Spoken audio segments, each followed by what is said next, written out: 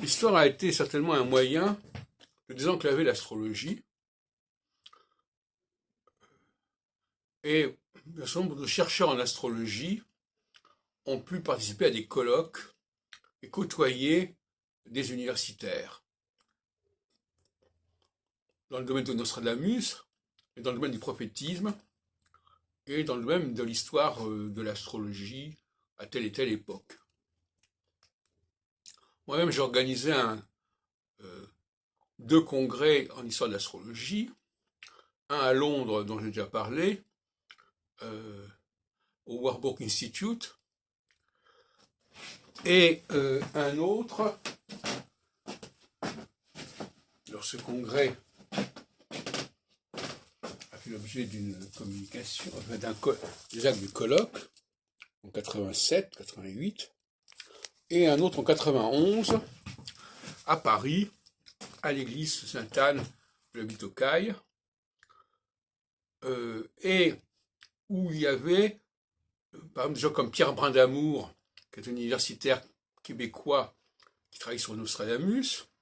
Il y avait Sylviane Boctam, il y avait Jean-Patrice Boudet, il y avait René Allot, il y avait aussi des gens qui étaient plus marqués par l'astrologie comme Marie Delclos. D'ailleurs, j'ai mis en ligne des actes du colloque en question, l'astrologie en terre française. Et moi-même, j'ai participé à un certain nombre de colloques.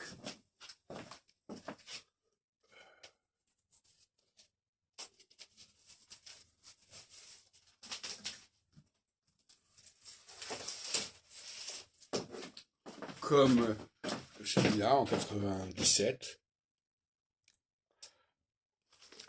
comme celui-là en Espagne, ou comme celui-là à Marseille.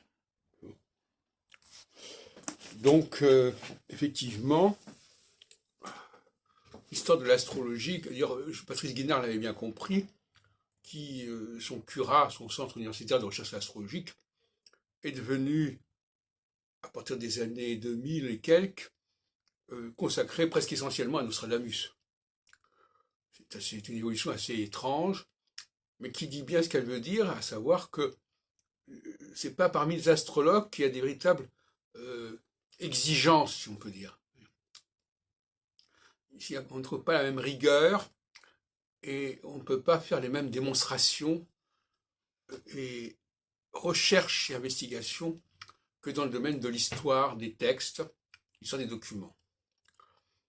Je me rappelle aussi de ce colloque de Nostradamus, 1985, où avaient côtoyé des gens comme Robert Amadou, comme Jean Séhar, comme Michel Simonin, comme Robert Benazra, comme moi-même, etc. Donc les colloques autour de l'astrologie, du prophétisme,